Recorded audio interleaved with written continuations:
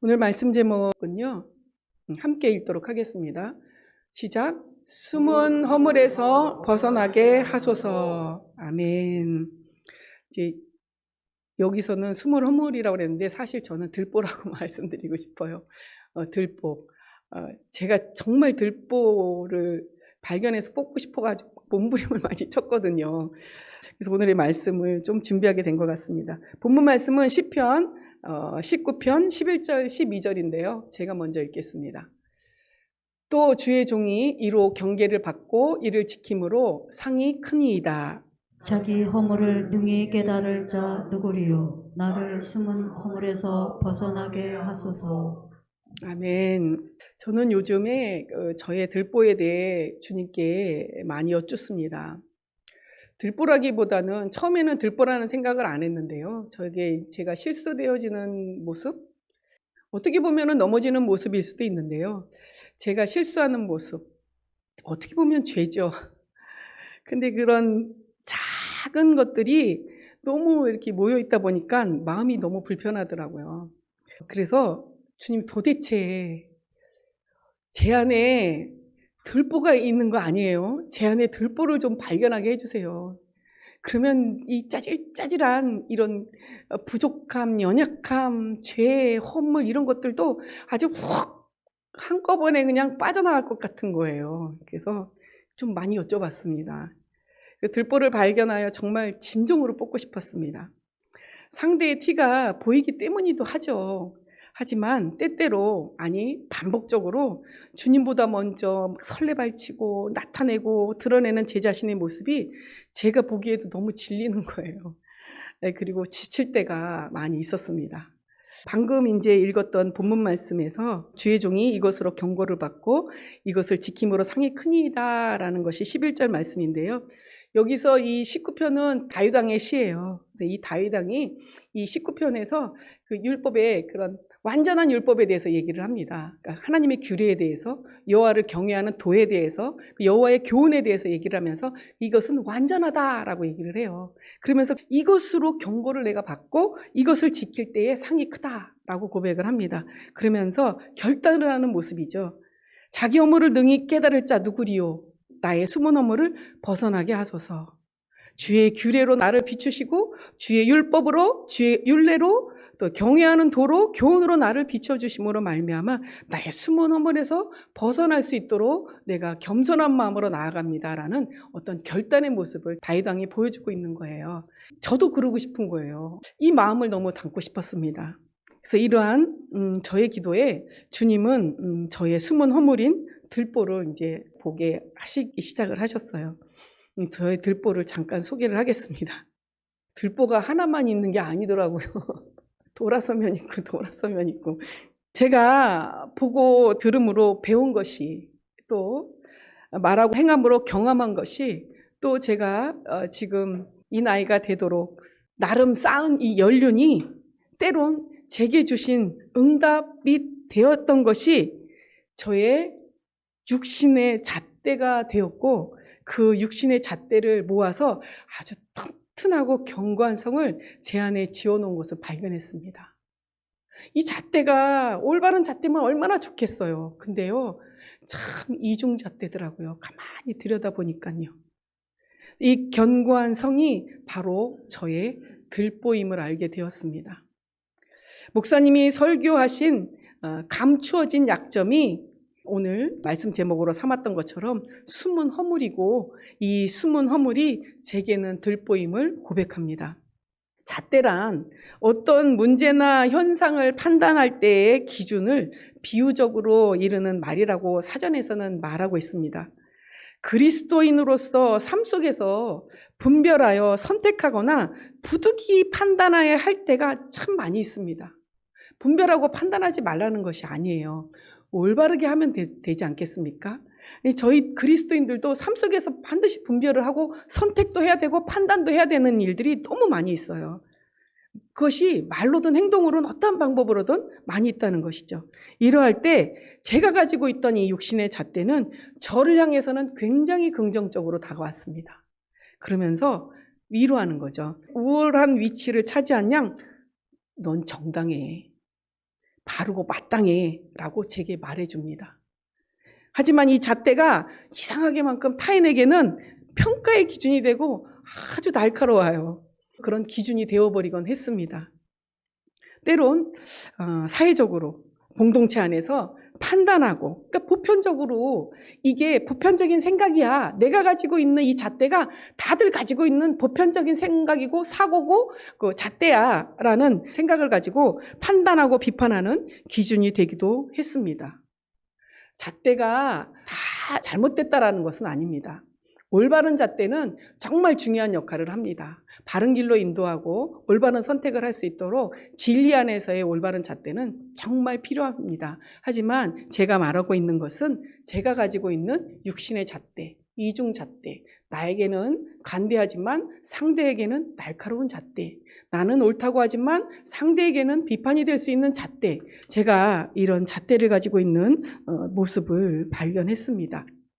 저의 잣대는 제가 불완전한 것만큼 올바르지 못하여 불만과 불의와 불리함을 초래할 때가 많이 있습니다.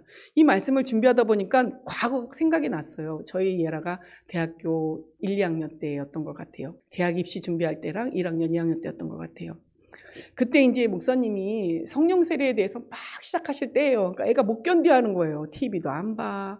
TV 보면 정말 과하게 표현을 해서 너 TV 보면 지옥 가였어요. 뭐 이렇게는 얘기 안 하셨지만 정말 뭐든지 다 죄. 그러니까 애가 너무 못 견뎌했거든요. 근데 이런 부딪힘 속에서 저는 항상 중재를 해야 했어요. 목사님하고 딸 사이에 중재를 했어야 했는데 저는 참 진리로 중재를 한다고 했는데 결론은요, 분란이 더 큰 싸움이 일어나는 거예요. 막 나는 말리려고 했는데 중간에 끼니까 왜 싸움이 일어나냐고요. 막 저까지 싸워요, 저까지. 근데 분명히 목사님하고 딸의 그런 부딪힘이었거든요. 목사님은 이래서 이렇게 잘못된 거고요. 넌 또 왜 그래? 이렇게 되는 거예요. 그러니까 제가 왕이에요, 왕. 제가 올바른 판단을 가지고 있는, 그러니까 목사님이 당신이 최고야. 이런 말씀 안 했거든요. 당신이 최고야, 당신이 목사해. 이런 말을 한동안 많이 들었어요. 근데 오늘 말씀을 준비하면서 제가 이런 잣대를 아주 오래전부터 갖고 있었던 것 같아요. 나는 분명히 목사님, 이거는 이렇잖아요. 처음에는 좋게 시작을 해요. 얼마나 맞습니까? 진리를 비춰서. 그러니까 애한테 좀 그러지 마세요, 이거예요. 너도 그래. 아빠인데, 목사님인데, 너가 모르는데 좀 배워. 하라 그러면 좀 신용이라도 해. 근데요, 이게 왜 싸움이 될까요? 큰 싸움 많이 했어요. 분란이 일어나가지고, 저 때문에. 돌아보면요, 왜 나 때문에 싸우는 거지? 그러면 민망할 때도 있었거든요. 이럴 때가 많이 있었습니다. 왜냐하면 제가 불완전한 잣대를 가지고 있었기 때문이에요. 근데 저는 그게 맞다라고 생각을 해서 끼어들었거든요. 저의 잣대는 저와 다른 삶을 살고 있는 타인에게는 동일하게 적용될 수 없음을 알매도 제 속에서는 여전히 경고했습니다. 어떻게 제 잣대가 남자인 목사님과 나이가 어린 제 아이에게 어떻게 동일하게 적용을 할 수 있었겠어요. 제가 지혜가 부족했던 건지 너무 어리석었던 것 같습니다. 지금도 분명히 발견하지 못하는 이런 것들이 많이 있는 것 같습니다. 그래서 저는 저의 모든 잣대로 세워진 견고한 성을 부수고 은혜와 진리, 사랑과 공의 안에 예수 그리스도 안에 힘써 머물고자 합니다. 이제 그분이 저의 기준이 되어주시기를 기도하면서 말입니다. 자, 부수고자 하는 견고한 성은 저의 들보입니다. 축복의 땅 가나안에 들어간 이스라엘 백성에게 7 족속을 몰아내야 하는 과제가 주어짐과도 같이 이제 예수 그리스도께 나아가 연합하는 저에게 역시 숨은 들보를 발견하여 내 눈에 들보를 빼어내라는 주어진 과제를 적극적으로 순종하며 감당하고자 합니다. 들보란 건축물의 뼈대를 이루는 가장 중요한 부재 중 하나라고 합니다. 왜 대들보 하잖아요. 옛날 집 보면 천장에 이렇게 가장 굵은 나무가 대들보 같습니다. 이 대들보는 여러 가지 또 옆에서 받치고 있는 기둥들하고 다 연결이 되어 있더라고요. 그래서 건물의 무게를 지탱하고 여러 부분을 연결해 주는 역할을 수행하는 것이 이 들보라고 합니다. 단순히 티는 아주 톱밥과도 같이 아주 작은 티고, 들보를 큰 나무로 비유를 해서 이렇게 크기로만 비유할 것이 아니라 지금 제가 말씀드렸던 건축물 안에 이제 대들보로 비유를 해서 한번 생각을 해보았습니다. 건축물에서 들보를 빼어난다면 이 건물이 안전하겠습니까? 절대로 안전하지 않지 않겠습니까? 왜냐하면 이 대들보는요, 이 건물의 그 무게를 지탱하고 있는 역할을 한다고 그래요. 근데 대들보를 가장 큰 나무를 뽑아냈어요. 들보를 빼어내라 그랬더니 가서 뽑아냈어요. 건물이 흔들리기 시작을 하겠죠. 당장은 아니겠습니다만 그 건물이 흔들흔들거리다가 결국에 무너지지 않겠습니까? 그렇다면 비유로 내 눈에서 들보를 빼어라라는 말씀은 내게 속한 것을 남김없이 무너뜨리라는 말씀으로 받아야겠습니다. 들보를 빼어내라라는 것은 그냥 무너뜨리라는 거예요. 내 안에 들보로 인해서 나를 잡고 있는 것들을 과감히 빼어내서 무너뜨리라는 것입니다. 내가 안전하게 보호받고 평안을 누릴 수 있었던 자리였을지라도 그 자리에서 주께서 들보를 빼라고 하신다면 과감없이 남김없이 부술 준비가 되어야 하지 않겠습니까? 비로소 이제야 나를 둘러싸고 있던 것이 무너져서야 제가 주님을 뵙나이다라고 겸손히 고백할 수 있겠습니다. 제가 이제 비로소 주님을 뵙나이다라는 갑작스러운 고백을 제가 했는데요. 이러한 저를 둘러싸고 있었던 견고한 성과도 같은 이런 만들어진 잣대들이 하나님의 크고 놀라운 실제를 보지 못하게 가렸던 거예요. 제 틀 안에서 하나님의 능력과 하나님의 은혜를 제한하고 있었다는 거죠. 근데 견고한 성, 내 잣대로 만들어진 견고한 성을 무너뜨리고 나니까 하나님의 은혜가 제가 상상할 수 없으리만큼 클 것이라는 그러한 은혜가 주어지고, 그리고 하나님의 놀라우신 그 실제가 느껴지더라는 거예요. 그래서 비로소 제가 이제 주님을 정말로 뵙습니다라는 고백을 아마 4개월 정도 됐었던 것 같아요. 우연찮게 체험을 했던 적이 있었는데요. 딸 예라랑 얘기하다가 그건 엄마 때문이야 라는 얘기를 하는데 기분이 하나도 안 나쁘고 그 말을 들으면서 아, 그래, 내가 틀렸었구나. 근데 그건 엄마 때문이야 라고 얘기했던 게 이 아이의 초등학교 때부터 있었던 일이었었어요. 근데 지금 엄마 때문에 내가 지금 이러한 상황이야. 그래서 엄마 때문에 내가 이래. 근데 그 아이가 저를 원망한 것은 아니었어요. 근데 그 얘기를 딱 들으면 대번에 서운할 수도 있는 말이었었는데, 아, 내가 틀렸었구나. 그래, 내가 틀렸네. 미안하다. 그러면서 얘기를 하는데 순간 아, 내가 틀렸구나라는 것을 너무 쉽게 인정할 수 있는 하나님의 은혜를 주셨던 거예요. 정말 그때 당시에는 개인적으로 아, 이게 내 안에 정말 깊게 뿌리 박고 있었던 그런 들보가 아니었나라는 생각을 했었어요. 근데 내가 이렇게 옳다 하는 생각을, 이런 가치관을 가지고 내가 우리 딸이 어렸을 때부터 있었는데 내가 틀렸구나라는 생각을 했잖아요. 그럼 이게 뽑혔단 말이에요. 그러면 혼란이 오는 게 아니더라고요. 내가 알고 있었던 게 순식간에 훅 떨어져 나갔는데 혼란이 오고, 그럼 난 어떻게 해야 되지? 이제 이 부분은 내가 어떻게 정립을 하고 어떤 생각을 가지고 살아야 되지? 어떻게 하는 것이 하나님의 뜻이지? 어떤 게 옳은 것이지? 이 생각이 확 오는 것이 아니라 이게 훅 빠져가고 내가 틀렸습니다 주님 하니까 갑자기 놀라운 평안이 마음에 오는 거예요. 그러면서 하나님이 평안을 주시면서 당신께서 지금까지 인도해 주셨다는 것을 강하게 느끼게 하시더라고요. 이것이 저는 개인적으로는 정말 어떠한 많은 들보 중에 하나의 그런 저의 올바르지 못한 들보를 뽑았을 때에 체험케 하셨던 부분이 아닌가 싶습니다. 그래서 이러한 고백을, 제가 주님을 이제야 비로소 밝히 뵙습니다 라는 고백을 하게 됐습니다. 사랑하는 성도 여러분, 이제 저와 함께 이러한 고백을 하시지 않으시겠습니까? 시편 131편 1절에서 3절까지인데요. 개역개정으로 읽겠습니다. 제가 먼저 읽습니다. 여호와여, 내 마음이 교만치 아니하고 내 눈이 높지 아니하오며 내가 큰 일과 미치지 못할 기이한 일을 힘쓰지 아니하나이다. 실로 내가 내 심령으로 고요하고 평온케 하기를 젖된 아이가 그 어미 품에 있음 같게 하였나니 내 중심이 젖된 아이와 같도다. 다 같이 시작.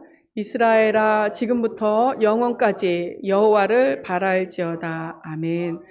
이 시편 131편은 이 3절이 다예요.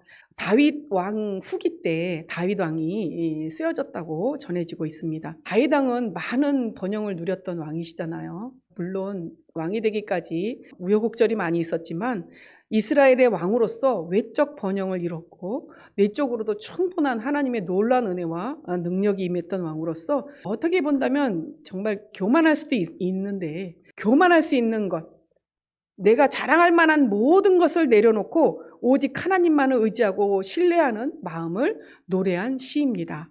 교만은 자기중심적인 사고로 자신은 물론 하나님을 더 깊고 큰 놀라운 실제를 보지 못하게 하기에 하나님의 뜻에 다가가지 못하게 합니다. 반면 여기서 다윗의 고백은 나의 마음은 교만하지 않고 나의 행함도 오만하지 아니합니다 라는 고백으로 마음은 물론 드러나는 행함까지 겸손함으로 또 하나님의 위대하심과 주권을 인정하고 신뢰함으로 고백하고 있는 내용입니다. 나는 교만하지 아니하고 오만하지 아니하나이다라는 다윗 왕의 고백은 교만은 내적인 것을 표현하고 있는 것이고요. 오만은 겉으로 드러나는 행동과 태도이거든요. 그러니까 나는 내적으로 외적으로 하나님 앞에 온전한 모습으로 나아가기를 원합니다라는 겸손한 고백을 하고 있는 모습입니다. 또한 다윗 왕이 얼마나 많은 일을 이루었습니까? 그럼에도 불구하고 큰 일과 감당하지 못할 놀라운 일은 오직 하나님만이 하시는 일이기에 그 일을 스스로 하지 않겠습니다 라는 고백도 이어서 하고 있습니다. 우리 인생에 크지 않은 일이 있을까요? 저는 다 커요. 인생에 주어지는 일들이 너무나도 큽니다. 작은 일조차 감당할 만하지 않습니다. 저는. 우리 성도님들도 그러실 것 같습니다. 주님이 안 계신다면요. 인생의 모든 일이 우연히 일어나서 스스로 해결되거나 정리되는 일이 아님을 저희 그리스도인은 다 알고 있습니다. 모든 일이 은혜임을 아시지요? 그러하기에 저의 고백도 우리 성도님들의 고백도 다윗 왕의 고백과 같기를 원하며 동일하게 주님께 이러한 고백을 올려드리고 싶습니다. 주님, 저희 잣대로 세워진 견고한 성과 같은 교만과 오만한 곧 내적 외적인 들보를 뽑아 부수고 큰 일과 감당하지 못할 일인 저의 삶의 모든 일들을 스스로 행하지 않겠습니다. 주께서도 말씀하신 같이 아버지께서 가르쳐 주신 대로 들려주신 대로 오직 순종하며 나아가겠습니다. 아멘. 나는 없고 주님만 남는 삶의 터전. 아까도 잠깐 저의 짧은 간증을 들으셨는데요. 이제 저희가 가지고 있던 제가 평안하다, 안전하다 하고 만들었던 제 견고한 성이 무너져 내렸습니다. 그리고 그냥 터만 남아 있어요. 그렇다면 후기가 궁금하지 않으십니까? 후기가? 잠깐 맛을 보셨는데요. 저는 누가복음 6장 42절에는 내 눈 속에서 들보를 빼라. 그 후에야 내가 밝히 보고라는 말씀이 있습니다. 들보를 뽑음으로 인해 견고한 성이 무너졌다면 이제야 비로소 밝히 볼 수 있는데 이 상황을 시편 131편 2절로 표현을 하겠습니다. 다 같이 읽겠습니다. 시작.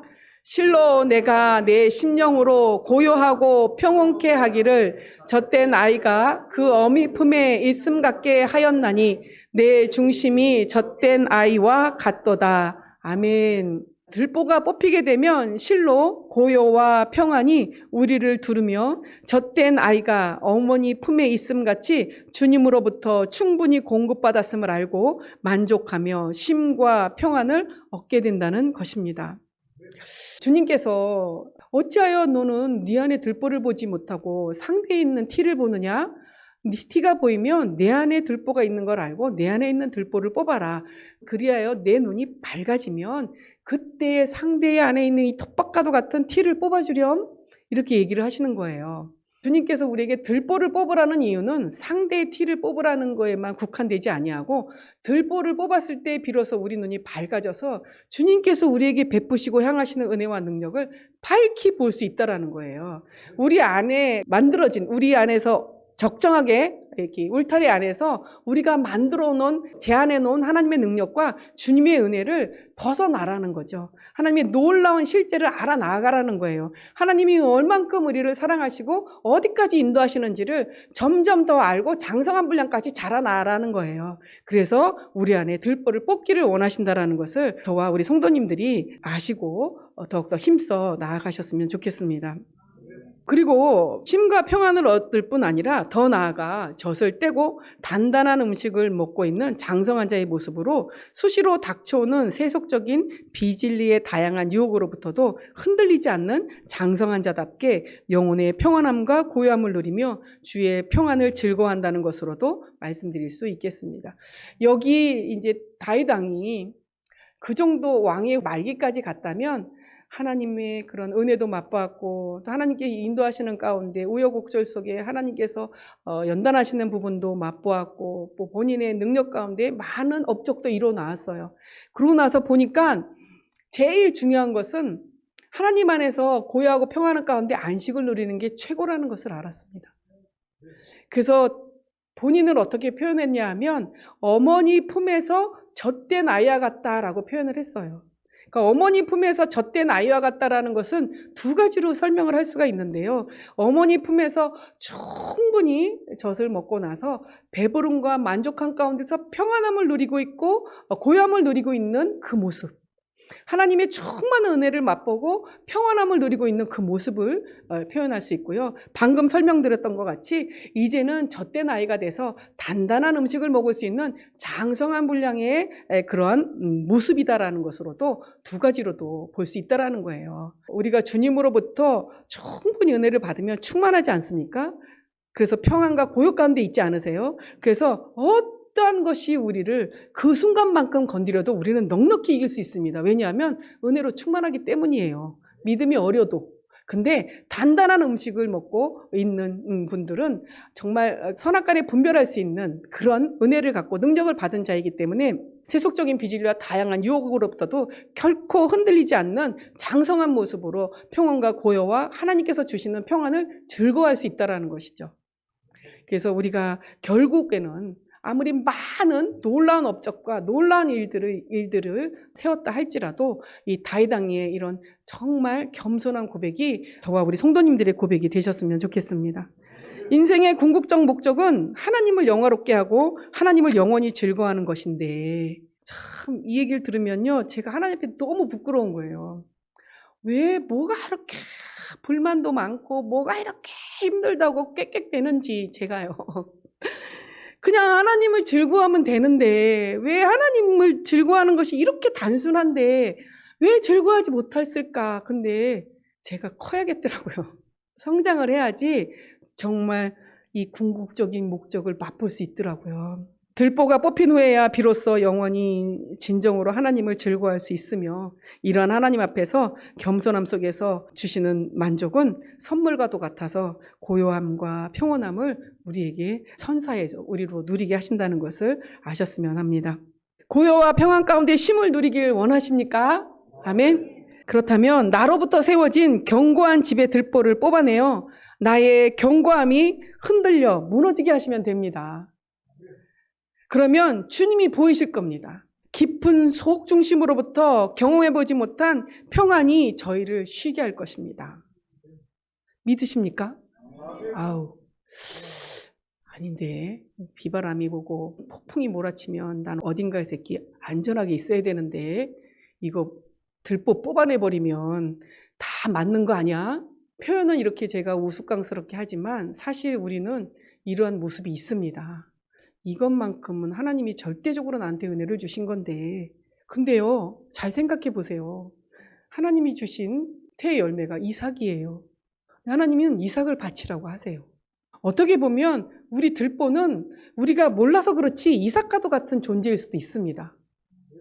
들보를 뽑았더니 어라? 와, 내가 왜 여태까지 이 답답한 건물 안에 있었지?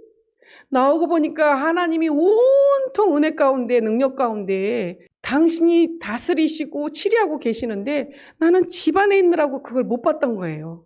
이삭을 바치고자 했더니 하나님께서 또 다른 재물을 마련하셨던 것 같이 우리에게 그러한 존재라는 것을 아시고 정말 과감하게 들보를 발견하시기를 기뻐하셨으면 좋겠습니다.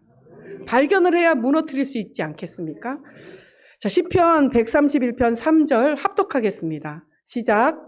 이스라엘아, 지금부터 영원까지 여호와를 바랄지어다. 아멘. 젖된 아이와 같이 어머니 품에 있는 성도는 이제 그리스도인으로서 참되며 영원한 소망을 가지고 겸손과 신뢰로 하나님만을 의지하겠다는 고백을 하게 될 것입니다. 또한 그 은혜를 나만 갖는 것이 아니라 나눌 수 있을 것입니다. 다윗 왕이 본인 얘기를 하다가 이스라엘아, 너희도 영원까지 여호와를 바래. 이렇게 자신의 시야를 넓혀가는 것을 볼 수 있습니다. 우리가 우리 안에 들보를 뽑고 무너뜨린다면, 그래서 하나님의 은혜와 마음껏 하나님의 실제를 누린다면, 우리가 알지 못하는 더 넓은 그런 실제를 누린다면 다윗 왕처럼 나만 만족하는 것이 아니라 그 은혜를 나도 모르게 나눌 수 있다는 것을 알게 됩니다. 자, 부수적으로 이제 본다면 들보를 이제 발견해야 되지 않겠습니까? 어떻게 해야 될까요? 어떻게 해야지 내 들보를 발견할 수 있을까요? 첫째로 하나님의 은혜를 구하여야 합니다. 아유, 나는 잘 살고 있어. 아유, 뭐 이 정도면 훌륭해. 하면 절대로 내 안에 들보 발견할 수 없거든요. 들보 없는 사람 있을까요? 저는 없을 것 같습니다. 뭐 누가 맞냐, 누가 적냐 이거 차이겠지만 하나님의 은혜를 구해야 합니다. 디도서 2장 11절 12절 교독하겠습니다. 제가 먼저 읽습니다. 모든 사람에게 구원을 주시는 하나님의 은혜가 나타나 우리를 양육하시되 경건치 않은 것과 이 세상 정욕을 다 버리고 근신함과 의로움과 경건함으로 이 세상에 살고. 아멘. 하나님의 은혜가 나타나 우리를 양육하신다는 것을 믿고 은혜를 구하여야 합니다. 말씀대로 하나님의 은혜가 나타나는 거예요. 하나님의 은혜가 우리에게 비추는 거예요. 그러면 우리 안에 지금 말씀하셨던 것과 같이 이 세상의 정욕과 경건치 않은 것을 다 비춰주셔서 그것으로 하여금 무너뜨리게 하고 하나님 앞에 경건한 삶으로 살 수 있게 하신다는 것이죠. 그래서 먼저 하나님의 은혜를 구해야 하는 것이고요. 둘째는 들보를 발견하려면 은혜를 구했다면 거울이 저희 모습을 이렇게 비추고 있지 않습니까? 거울 보시면 외모는 잘 보이시잖아요. 그래서 막 이렇게 뭐 묻은 것도 떼어내기도 하는데 이런 것처럼 구했던 하나님께서 우리에게 비춰주시는 그 은혜의 말씀으로 저희 내면을 비치게끔 하면 됩니다. 우리의 시선을 내면으로, 우리 하나님의 은혜의 거울을, 말씀의 은혜의 거울을 우리 내면으로 비치게 해야 합니다. 예를 들어 어찌하여 형제의 눈 속에 있는 티를 보고 내 눈 속에 있는 들보는 깨닫지 못하느냐는 은혜의 말씀이 저희 내면을 비춰 들보가 있음을 인정하게 해야 된다는 거예요. 형제를 미워하지 말라고 그랬는데 누가 미워요. 근데 하나님의 은혜를 구합니다. 하나님, 제가 이러이러한 일이 있었습니다 하고 하나님의 은혜를 구해요. 그럼 하나님의 은혜의 말씀이 쫙 비치죠. 용서하렴, 미워하지 말렴 하면 이 말씀을 내 내면에 비치게끔 하는 거예요. 그러면 내 안에 내 잣대로 형성되어져 있는 견고한 성이 발견이 되실 것입니다. 내 잣대로 그를 미워했던 거 아니에요. 내가 만들어 놓은 잣대로 그를 미워한 거고, 내가 만들어 놓은 잣대로 그를 용서하지 못한 거고, 내가 만들어 놓은 잣대로 시비를 가린 거 아니겠습니까? 그게 다 육신의 잣대에서 비롯된 거예요. 그렇게 비추다 보면 내 안에 육신의 잣대로 만들어 놓은 견고한 성이 있구나. 그러면 이 성을 무너뜨리는 것이 들보가 빠지는 것이라고 여기시면 되겠습니다. 거울을 보면 뭐 묻은 게 드러나는 것처럼 말씀이 우리를 비춰서 우리의 모든 견고한 성들이 다 드러나게 해야 한다는 것입니다. 시편 19편 11절 12절 교독하는데요. 제가 먼저 읽습니다. 또 주의 종이 이로 경계를 받고 이를 지킴으로 상이 크니이다. 자기 허물을 능히 깨달을 자 누구리요? 나를 숨은 허물에서 벗어나게 하소서. 오늘 본문 말씀이었죠. 이와 같이 말씀은 우리 스스로 깨달을 수 없지만 하나님의 말씀이 우리를 비추신다면 숨은 허물을 드러나게 하시고 그 말씀의 은혜와 능력이 숨은 허물에서 벗어나게 하실 것입니다. 시편 19편 8절 합독하겠습니다. 시작. 여호와의 교훈은 정직하여 마음을 기쁘게 하고 여호와의 계명은 순결하여 눈을 밝게 하시도다. 아멘. 여호와의 교훈, 곧 하나님의 말씀은 정직해서 우리 마음을 기쁘게 합니다. 그래서 여호와의 계명은 우리를 또 순결하게 하고 눈을 밝게 한다라는 거예요. 우리 마음 안에 견고한 성이 무너졌을 때 이와 같은 은혜가 임한다는 거죠. 기쁨과 또 평안과 눈이 밝아진다라는 은혜가 임한다는 것입니다. 그렇다면 들보는 일단 발견을 했어요. 어떻게 뽑아야 되죠? 들보는 결코 스스로 뽑을 수 없습니다. 우리가 들보를 발견해서 스스로 뽑으려고 그러면요, 또 다른 들보가 생깁니다. 또 다른 잣대가 생깁니다. 나 스스로 뽑을 수 있는 게 아니에요. 그래서 오직 나타나신 하나님의 은혜와 하나님의 용납하심만이 가능케 합니다. 누가복음 23장 34절 합독합니다. 시작. 이에 예수께서 가라사대 아버지여 저희를 사하여 주옵소서 자기의 하는 것을 알지 못함이니이다 하시더라. 저희가 그 옷을 나눠 제비 뽑을세. 아멘. 우리는 우리의 들보를 미처 발견하지 못해 알지 못하는 죄와 허물 가운데 머물고 있을 수도 있습니다. 저 역시 지금 들보에 대해서 이렇게 설명을 하고 있고 제가 들보를 뽑는 경험을 했다라고 짧은 간증을 드렸음에도 불구하고 여전히 제가 발견하지 못한 것으로 인하여 죄와 허물 가운데 머물고 있는 모습이 분명히 있을 것입니다. 근데 이러한 저희 실수하고 죄와 허물 때문에 우리를 위해 중보하시는 주님을 보내주신 하나님의 은혜가 있지 않으십니까? 우리 과거, 현재, 미래의 죄를 싹 다 정리해 주신 분, 우리 예수 그리스도, 그분을 하나님이 보내주셨잖아요. 이것이 하나님의 은혜입니다. 그리고 이 아들의 기도를 받으세요. 아들의 기도를 들으시는 하나님의 용납하심이 저희를 용서하시고 인도하시며 온전케 하실 것입니다. 자, 들보에 대해 말씀을 정리합니다. 들보를 뽑으려면 하나님의 은혜, 예수 그리스도의 은혜, 예수 그리스도께서 십자가에서 이뤄놓으신 놀라우신 능력, 이것만이 우리의 들보를 뽑을 수 있는 것이고요. 또 이분의 기도, 예수 그리스도께서 우리를 중보하시는, 어떻게 보면 이 중보도 하나님이 예수 그리스도께서 이뤄놓으신 모든 한 말씀 한 말씀이 우리를 위해서 중보하시는 기도라고 여기셔도 될 것 같습니다. 그래서 이것을 우리가 함께 기도할 때에 하나님께서는 용납하시고 우리로 하여금 들보가 뽑아질 수 있는 은혜 가운데 거하게 하신다는 것입니다. 말씀을 정리하면 들보에 대해 어떤 분은 이렇게 말씀하기도 하십니다. 제가 이걸 듣고 너무 웃었는데요. 어떻게 보면 내 자신의 들보를 보는 것이 귀신을 보는 것보다 더 어려울 수 있다라고 얘기를 하시더라고요. 귀신 안 보이잖아요. 근데 들보도 귀신 보는 것보다 더 어려울 수 있다라고 얘기하면서 그만큼 내 안의 들보를, 저만 모르는 게 있잖아요. 우리 성도님들도 저를 보고 계시는데 다 성도님들은 저를 아시는데 제가 절 모르는 게 분명히 있을 거예요. 말해주세요. 저도 좀 발견하게 해요. 저 마음 단단히 먹고 있겠습니다. 말씀해 주셔도 됩니다. 그렇듯이 그만큼 들보를 발견하고 인정하는 것이 쉽지 않다는 거예요. 지난주 설교 말씀처럼 이삭이 젖될 무렵 이삭을 조롱하던 육체를 따라 난 하갈과 이스마엘을 내어 쫓은같이 이제 우리를 조롱하는 육체의 일들을 내어 쫓아야겠습니다. 이 육체의 일에 속하는 것이 바로 들보입니다. 들보를 뽑아내므로 시편 131편의 말씀처럼 내 영혼이 어머니 품에 있는 젖된 아이와 같도다 하는 고백과 그로 인한 장성한 자답게 영혼의 평온함과 고요함을 누리며 주의 평안을 영원히 즐거워하시는 성도님들이 되시기를 주의 이름으로 축복합니다. 아멘. 신나시죠? 할 일이 생겼어. 근데요, 두려워하지 않으시겠죠? 전 참 두려웠거든요. 부끄러울 것 같기도 하고 창피할 것 같기도 하고. 근데요, 뽑히면 평안이 온답니다. 기쁨이 온답니다. 여호와를 영원히 즐거워할 수 있답니다. 우리가 알지 못하는 하나님의 실제를 더 볼 수 있답니다. 아우, 그러면 뽑아야죠, 빨리. 기도하시겠습니다. 아버지 하나님, 정말 우리를 조롱하는 육체이들을 이제 내어 쫓겠습니다. 은혜 주시옵소서. 주여 한번 하시고 기도하십니다.